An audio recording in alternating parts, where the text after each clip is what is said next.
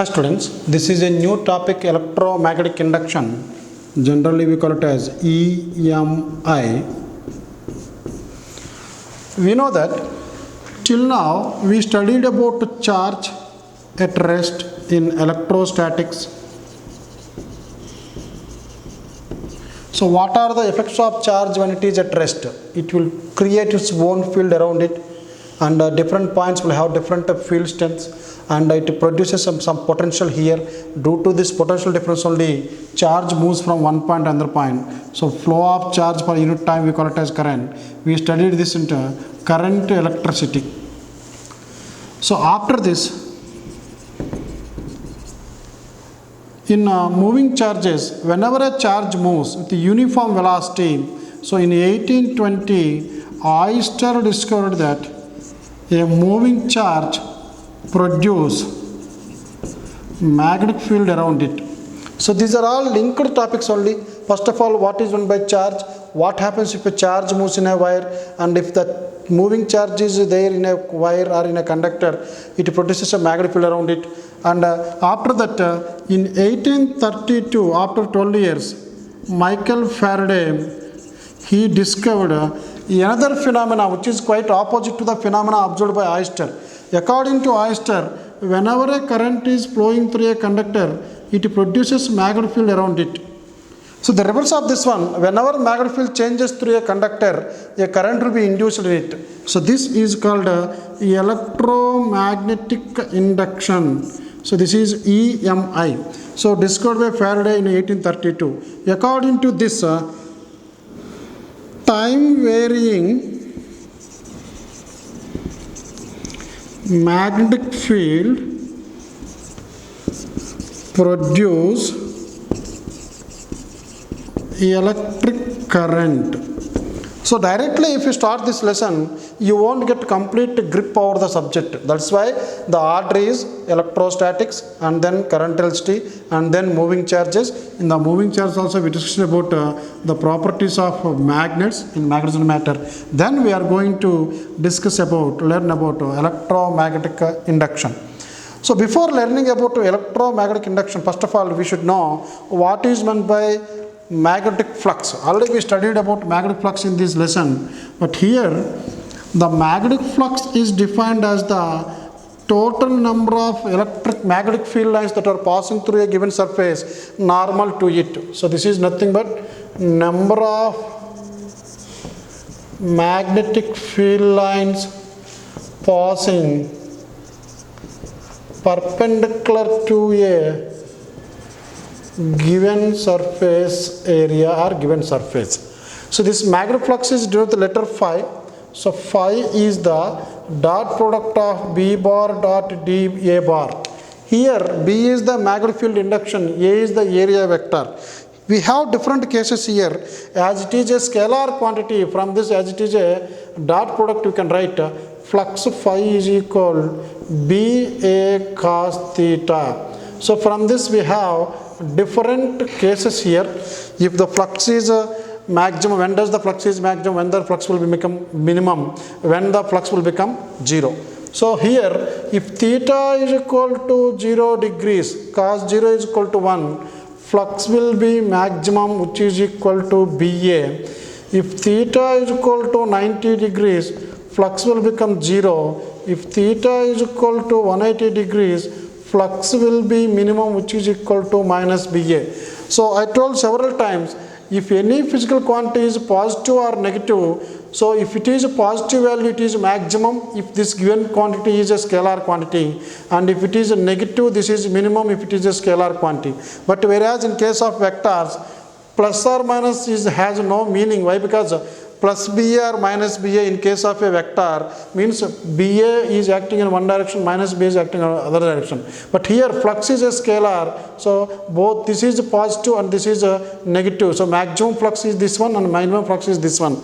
Now in this case, now if you take one magnetic field here which is acting in this direction, so this is the magnetic field induction, uniform magnetic field. Here I placed a disk here. So what is the total number of field lines that are passing through this disk? So to find out the disk, now this is the disk here, and we need to draw a normal to the disk here. So this is the normal to the disk. The angle between this and this surface of the disk is 90. Now what is the angle between area vector and B bar here? This is theta. So we can write flux phi is equal to B bar dot A bar or BA cos theta. Now in this case, suppose if the disk is taken like this or some surface is taken like this, and already we discussed this in previous lessons also, whenever you take a closed surface, this is a closed surface, to find the area vector, draw the outward normal. So for this is the outward normal, here this is the outward normal, that means this line is perpendicular to the surface, here this is outward normal, here it is outward normal. For any closed surface, the area vector is a outward normal. But for a open surface, we need to assume a particular direction as a normal vector, and we have to stick to it till you complete that problem. Here, this is a area, and let us say this is the area vector, and here field lines are passing like this. These are the magnetic field lines. So here you can see both B bar and A bar are acting in the same direction. So theta is equal to 0. Here flux will become BA. Now another problem. So let us say this is the area vector, this is the area vector, but here field lines are perpendicular to this one, so are parallel to the surface of that taken disk or something. So this is B, here angle between B and A. So flux means the field lines that are passing normal to the surface. Here this is the surface, here this is the surface, and field lines are like this. So field lines are not passing perpendicular to surface, field lines are parallel to surface. So this is the area vector, these are the field lines, angle between area vector and B bar is 90. So the flux will become 0. Now in the third case, let us say this is the area vector, and here the area vector is upwards, this is the area, and the field lines are acting downwards. So when we are observing from top, area vector always towards our face, but here field is acting away from us or passing away from us. So this is B, angle between these two is 180, so flux is equal to minus BA. Here a loop is placed on a magnetic field, B bar is equal to 0.3 J cap Tesla. Find the flux through a given loop if area vector is A bar is equal to 2I plus 5J minus 3K meter square. So to find out the flux is the dot product of B bar dot A bar. Here B bar is given as 0.3 J cap, that is given in SI units Tesla only. So this is along a positive y axis. But the area vector, this is in a 2I plus 5J minus 3K cap. Now we know that in dot product we have to multiply only the component along y axis with the y axis only.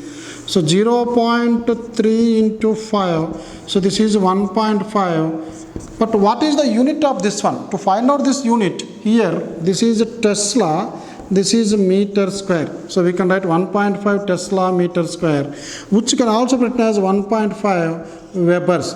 So SI unit of magnetic flux is Webers. In some problems, instead of giving this in Webers, the CGS unit of flux is Maxwell. So 1 Weber is equal 10 power 8 Maxwell. Times they may give only a coil with 1 turn, then the flux linked with the coil is phi is equal to BA. If a coil consists of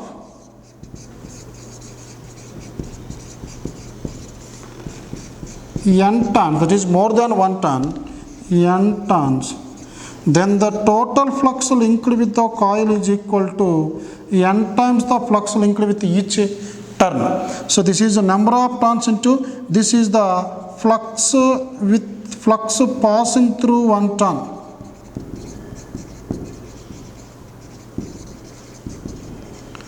So this is called a flux linked with the coil. The total flux passing through a coil is known as flux linked with the coil.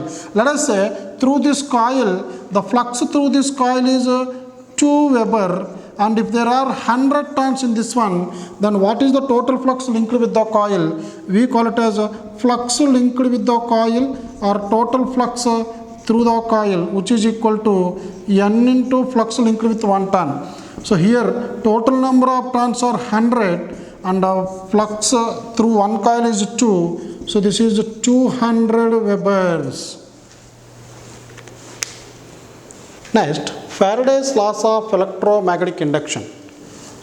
Already we discussed this one in 1820. Aristotle was discovered that a current carrying conductor produced magnetic field around it. In 1832, Faraday gave these laws of electromagnetic induction. But before 1832, in 1831 itself, Faraday did some experiments. So based on the results obtained from those experiments, Faraday gave these laws in 1832. So according to this experiment, first he took a coil and which is connected to a galvanometer here, and he kept a magnet nearer to this one. When a magnet is kept near a coil here, remember students, there is no source of EMF here. That means battery is not connected, no current is passing through this one, so the galvanometer will give zero deflection. When the magnet is kept here, so when the magnet is at rest, the deflection produced in this coil was 0. Whenever this magnet is moved either towards the coil or away from the coil, then he found that it is showing some deflection. Let us say this magnet is moved towards the coil. So these are the magnetic field lines which are traveling from North Pole and traveling through this one like this. These are the magnetic field lines. Now in this diagram you can see only 2 lines are passing through the coil, other lines are not passing through the coil. When this magnet is moved towards the coil here, when the magnet is moved towards the coil with some velocity or V I can write. Now when this magnet comes to this position here, this position, this is the North Pole. Now what about the magnetic field lines? So I am going to draw the same magnetic field lines. This is the first one, this is the second one, this is the third one, this is the fourth one, this is the fifth one. So almost all 5 lines are passing through this coil now. That means whenever the magnetic flux linked with the coil increases or decreases, then an EMF will be induced between the 2 ends of the coil, and current will be flowing through this one. Due to this current, it will give the deflection.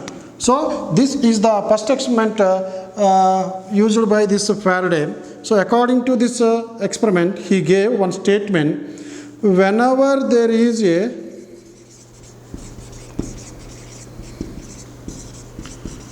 change in magnetic flux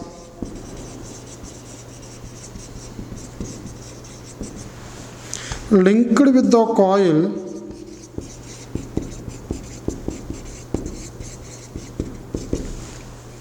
an EMF is induced in it.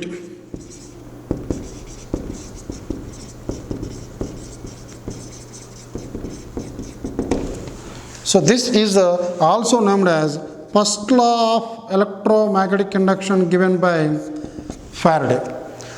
Now, he also discovered that when this magnet is moved away from this one also, he found some deflection, but the deflection produced in this one is opposite to the previous deflection produced here. When the North Pole is coming towards this one, let us say deflection is towards right side. When the North Pole is moving away, then let us say the deflection was left side. That is the first point. And not only that one, when the magnet is kept at rest, and if the coil is moved towards the magnet, or coil is moved away from the magnet also, then also he observed this deflection in the galvanometer. That means whenever there is a relative motion between the magnet and coil, an EMF will be induced in the coil. So that is the conclusion here. So that is whenever there is a relative motion between coil and magnet,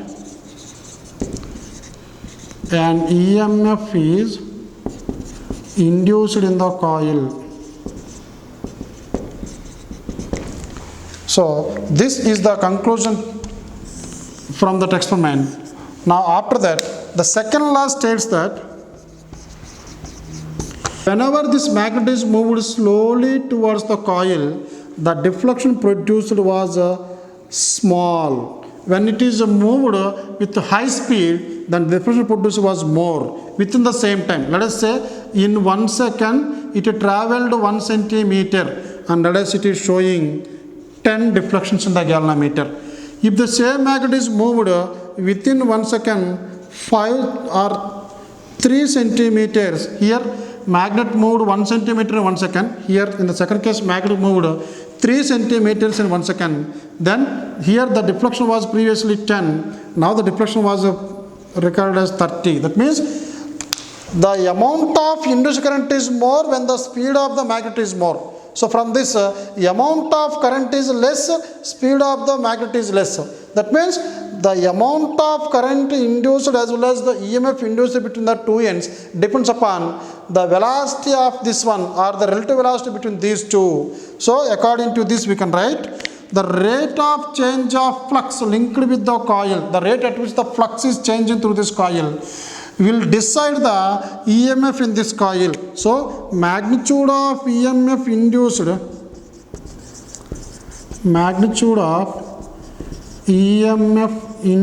in the coil is directly proportional to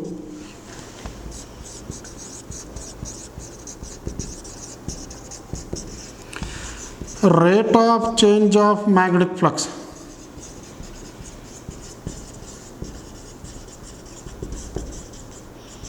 When the flux rate is more, EMF induced in the coil will be more. When the flux rate is less, the EMF induced in the coil will be less. So this is Faraday's second law. So according to this law, E directly proportional to d phi by dt.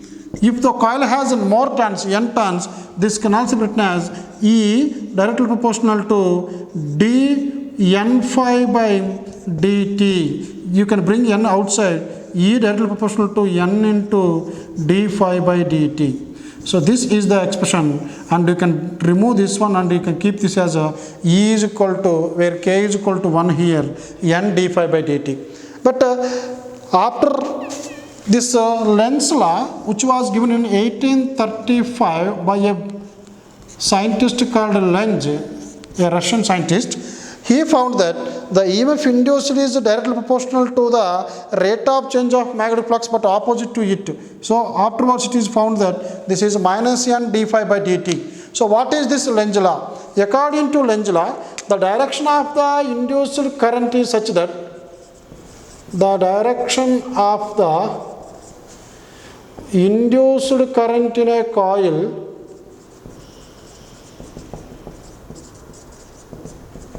is such that it always opposes its cause. So what is the cause of induced current here? The induced EMF is because of the change in magnetic flux. The current flowing through this coil due to this induced EMF is called induced current. This current always opposes the change in flux. That is the cause. What is the cause here? Here, this is the change in flux. So it will always oppose the change in flux. When the flux is decreasing, the induced current will try to increase the flux. When the flux is decreasing, it will try to increase. When the flux is increasing, induced current will try to decrease the flux. Let us say this is a coil and it is not carrying any current. It is just a coil. Now this is the x-axis here. This is the axis of the coil, also the x-axis here. In this, if I keep one bar magnet here, this is the bar magnet which is placed along x-axis, such that north pole is towards the coil, south pole is away from the coil. If you observe the motion of this magnet, so we are observing it from behind.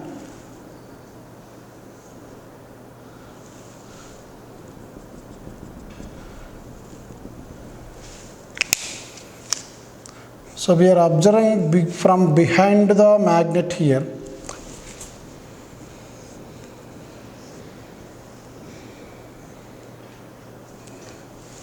Now, when I observe from this side, when the magnet is moving towards the coil, so the north pole is moving towards the coil, the flux through the coil increases. So what happens here? The first point is, when the magnet is moving towards the coil, so when instead of magnet I am writing north pole. When north pole moves towards the coil,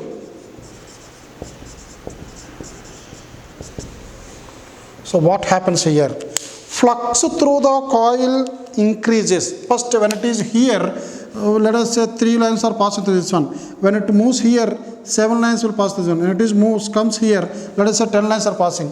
So just telling only 3, 7, 10 for an example only. So here flux through the coil increases. Number 2. Then how the flux is passing through this coil? Is it into the coil or away from the coil? So here you can draw the magnetic field lines. These are the magnetic field lines that are traveling from north pole and entering into the coil. So flux is entering into the coil. Flux through the coil increases, and flux entering the coil into it. So into the coil. Now, when the north pole is moving towards the coil, flux through this one will increase, because more number of lines, even these lines will pass through the coil when it comes nearer to this coil. Due to this here, what happens? Third one, according to Lenz observed that the direction of the induced current in the coil is such that it always opposes its cause. Cause is nothing but flux. So here flux through the coil is into the coil and it is increasing here.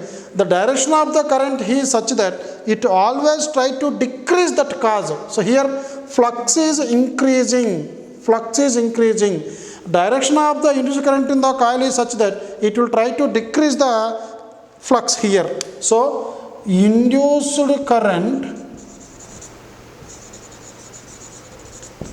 produce induced flux or flux in the opposite direction, opposing flux. Induced current produce the opposing flux. So here flux is into this one, according to this flux is into this one. Here there must be some flux which is opposite to this one, then total flux will become less. So to produce current in this direction, now if you are observing from this side, so this is the flux. Using Ampere's right hand rule, it is the flux means current should be in anti-clockwise direction. So the direction of the current is anti-clockwise direction here. So this is the direction of current here, and here this is the direction of current in this side. So now it faces the face of this coil when observing from behind the magnet will act as a north pole only. So north pole is moving towards this one, and the face of this coil will act as a north pole. So fourth one, current is in anti-clockwise direction. So current flows in anti-clockwise direction. Generally we denote it as ACW. So whenever this current flows in anti-clockwise direction, face of the coil acts as north pole, behaves as north pole. So whenever north pole moves towards the coil, the face of the coil will act as north pole. There will be repulsion between these two. That means while moving this one with some velocity v, I need to do some work against the repulsive force between these two. Work done against this force, whether it is attractive or repulsive, this force converts as electrical energy. That means to move this magnet I am doing some work. This work done will be converted into electrical energy, can be seen in the form of current in this one. So this is nothing but Lenz law obeys law of conservation of energy. So in some books it is given as it is also consequence of law of conservation of energy. So Lenz law obeys law of conservation of energy. In the same case, let us say if we are moving this magnet away from the coil, so north pole is moving away. So when we are observing from here, I am moving this magnet away from the coil, north pole is moving away, number of field lines are decreasing, direction of current in the coil is such that it will try to increase the current flux. So flux is decreasing, it will try to increase the flux, so flux will be like this. So due to this also, if the north pole is moving away, this behaves as a south pole, it will try to attract this one. So for this current to south pole, what happens? So here it will try to increase the current, increase the flux. Flux is already in this direction. It will try to produce some more flux in the same direction. So for this, the direction of current will be clockwise. So all the points will be opposite. So when the magnet is north pole is moving towards the coil, these are the points. When the north pole is moving away, flux through the coil decreases. Flux entering the coil into it, yes, this point will not change, because here flux is entering here, even if you move it away, flux is entering into this one only. Induced current will oppose the flux, this is also correct. Induced current moves in clockwise direction. Face of the coil behaves as a south pole, and here also work will be done against this force. Previously work was done against the repulsion. Now as it is south pole, we need to move it away against the attractive between south pole and north pole. That appears as electric current in the coil. Whenever there is a relative motion between these two, whether the coil is at rest, magnet is moving towards it or moving away, or magnet is at rest, coil is moved towards this one away, whenever there is a relative motion, we will get that induced current, EMF will be induced in the coil. But if both are at rest, we will not have any induced EMF or induced current flowing through this coil. So as long as there is a relative motion between the coil and this magnet, or magnet and coil, EMF will be induced in it. Now, here let me explain Lenz law with help of a rectangular coil and a straight current carrying wire. It is carrying current I here. So whenever it is carrying current in this direction, the distance of separation between these two initially which was A. So now it is carrying some current, field this side is inwards. So here the magnetic field is into the board here on right side of this wire. Now if you move away from this one, here also field throughout this one is into the board only, but here the field gradually decreases. Here 1, 2, 3, 4, 5, 6, I am showing 1, 2, 3, 4. So here 1, 2, 3, then 1, 2 only. So here field strength is less. So if you move away from this one, let us say this is 10 Tesla, let me take only 6 Tesla here. This is 4 Tesla, this is 3 Tesla, 2 Tesla, 1 Tesla. So it is gradually decreasing. Why? Because the magnetic field due to a current carrying wire is going by mu naught I by 2 pi r. As r increases, magnetic field induction will decrease. So here it has more magnetic field. So I am showing this in the form of this one. Now, if we are moving this coil towards right side with some velocity, let us say I am moving this one through this one. Here, due to the same current this side, field will be outwards. So I am showing this one this side. This will be 1, 2, 3, 4, 5, 6. And after that 1, 2, 3, 4. So it will be same in this case also. As the distance increases, field which is coming outwards will decrease. But I am not interested in this one because the coil is placed on the right side of this wire. Now when the coil is moved towards the right, here what is happening? First of all, when I am moving this one towards the right side, how many field lines or flux is passing through? How much flux is passing this one? So this is also I need to consider 1, 2, 3, 4, 5, 6, 7. So in this nearly 7 field lines are passing through this one. If I move it to this position, this is the new position. Now 1, 2, 3, 4. So flux is decreasing. When this coil is moved towards away from this wire, when coil is moved towards the right side or here away from wire, away from this wire, you can see the flux through the coil is decreasing. First point, flux through the coil decreases.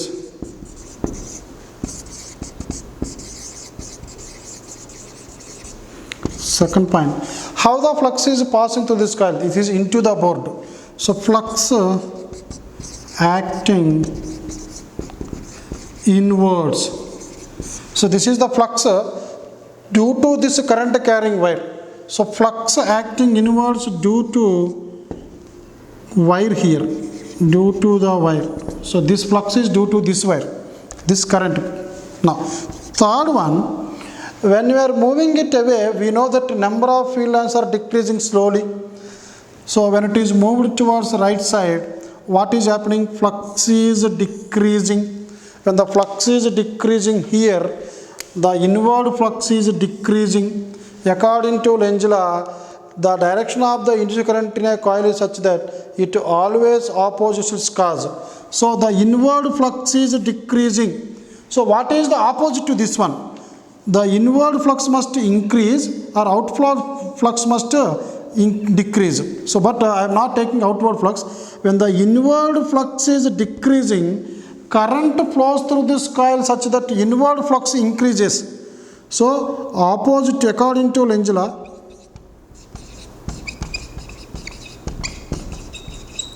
this inward flux must increase.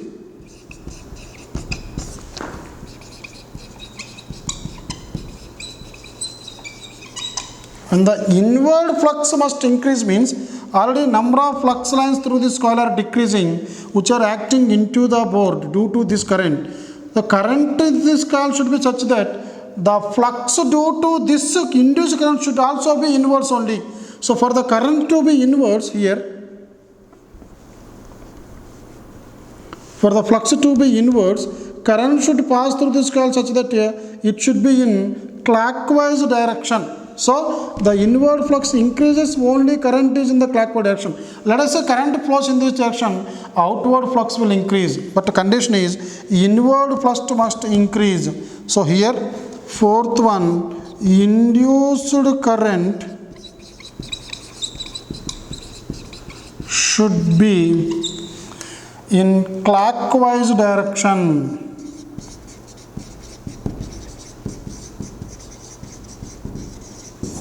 So when the current in this coil is in clockwise direction, let us say current is flowing like this. Now when the current is flowing, this coil is moved away, current is flowing like this, the inward flux will increase.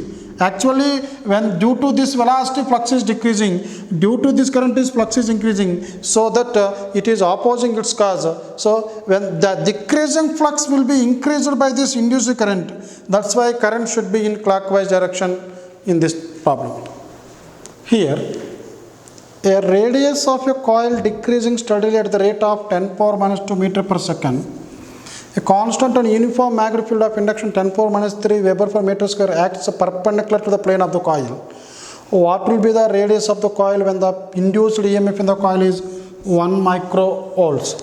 We know that induced EMF is given by minus d phi by dt according to Lenz law, which can also be written as minus d by dt of BA. Here the number of turns are not given in this problem. Whenever number of turns are not given, you take it as 1 only. So induced EMF will become, here what is changing? The magnetic field is constant and uniform. So B is not changing, so bring it outside. The minus indicates that EMF will be opposite to the flux, so no need to take this one. If you take the magnitude of EMF, minus is not required. Now B is constant here, but radius of the coil is changing. So this is the coil whose radius is changing here, coil decreasing here. So when the size of the coil is decreasing gradually, the flux through the coil also decreases. Whenever flux through the coil decreases, then EMF will be induced and current will flow through this one. Here magnetic field is not changing, area is changing here. So we can write B into d by dt of area of this coil is pi r square. So you can write B, you can bring this pi also outside, d by dt of r square. So magnitude of EMF is equal B pi d by dt of r square, differentiating this one, r square will be 2r into, by using chain rule you can write this as dr by dt. dr by dt is the rate at which the radius of the coil is changing.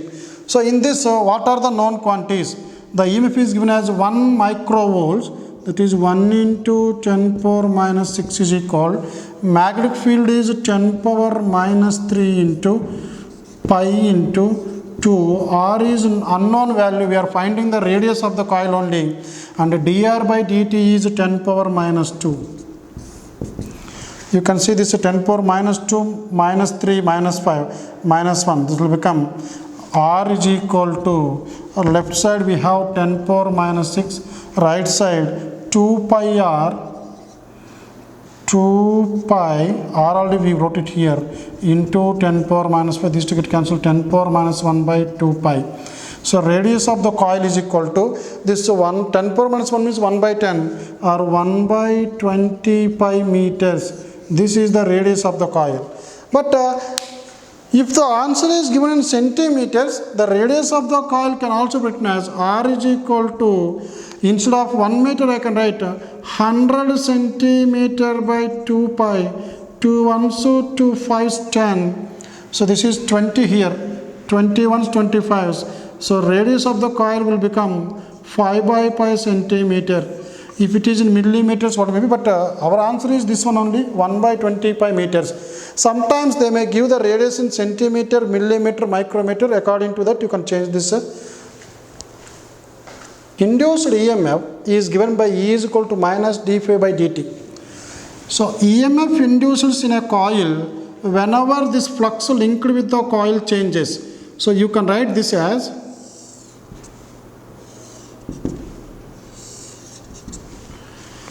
this can also be written as minus d by dt of BA cos theta into n also you can write, or you can write n outside also number of turns, because number of turns in a given coil will be remains constant. So this is a constant, I brought it outside.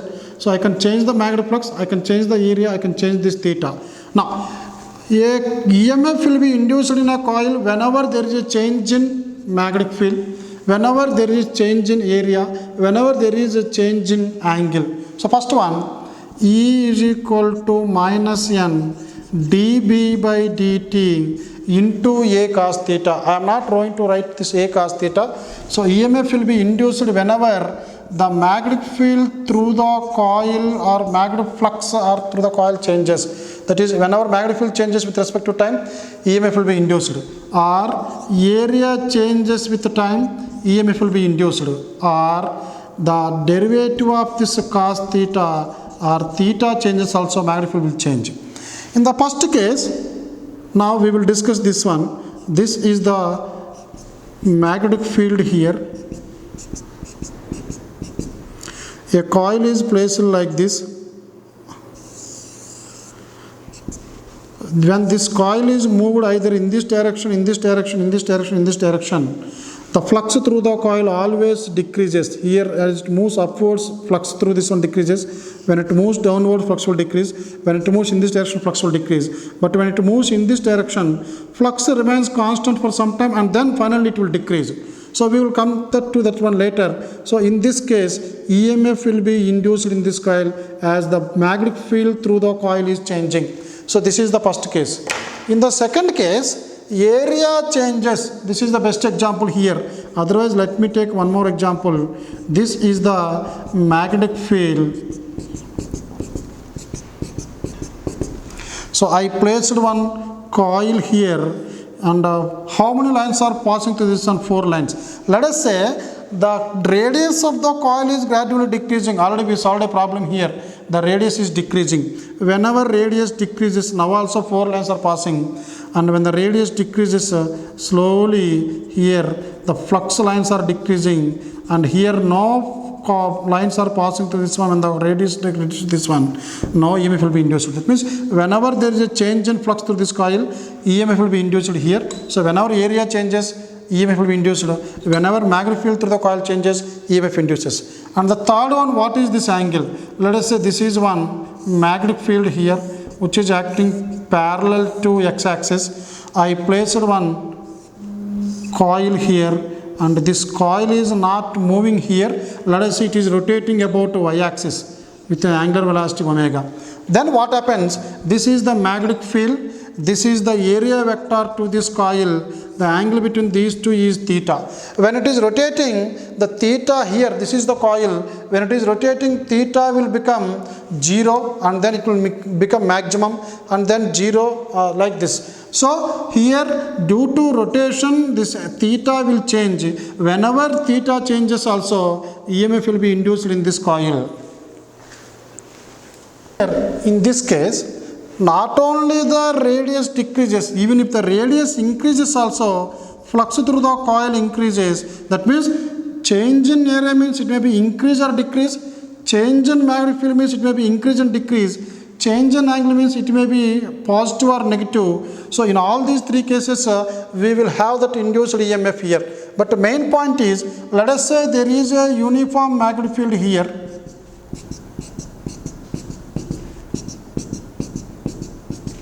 So in this uniform magnetic field, if you keep one semicircular wire and if you move it either downwards or upwards, in both cases, flux through this area, it is not connected here, this is only semicircular wire. EMF will be induced between the two ends of the coil whenever the flux changes. So EMF will be induced between the two ends of the coil. But if it is an open loop, then no induced current will flow through this one. Remember, EMF can be induced even in an open coil or open circuit or open structure or open wire here like this. So EMF can be induced between the two ends, but no current will flow. For the current to flow compulsory, the coil should be a closed loop. It should be a closed loop like this, or it should be a closed loop like this, then only current will flow through this one. If it is open, EMF will be induced between the two ends, but no current will flow. So please remember this one, current flows through a wire or through a circuit only if it is closed one. So here EMF will be induced now. Next case, what is the EMF induced here? E is equal to minus d phi by dt. So induced EMF is given by E is equal to minus d phi by dt. What is the meaning of this one? The meaning of this one is equal, E is equal to minus of change in flux, that is final flux minus initial flux by the small time interval. So this is the expression for induced EMF. So due to this, what is the induced current in the coil or wire or the loop here? Induced current is given by I is equal to, we know according to Ohm's law, E by R.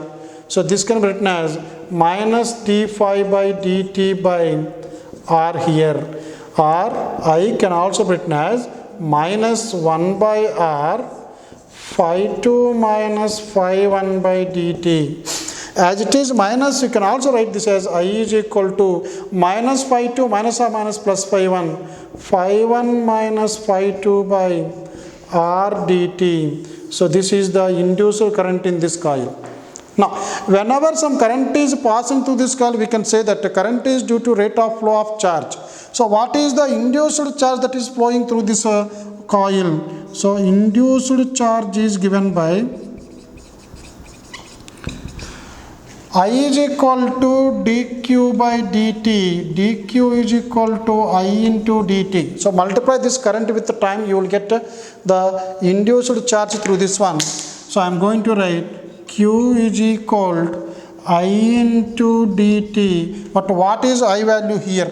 I is given by phi 1 minus phi 2 by R dt into dt. dt get cancelled. So the induced charge in this case is given by initial flux minus final flux by radius.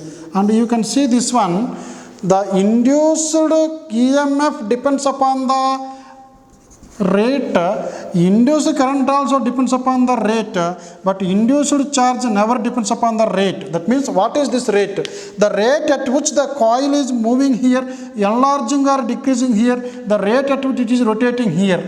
So the time dependence or the velocity with which it is moving through the coil, through the field or away from the field, will show its effect on the induced EMF as well as the induced current. But charge does not depend upon the time, it only depends upon the change in flux and the resistance of that coil only.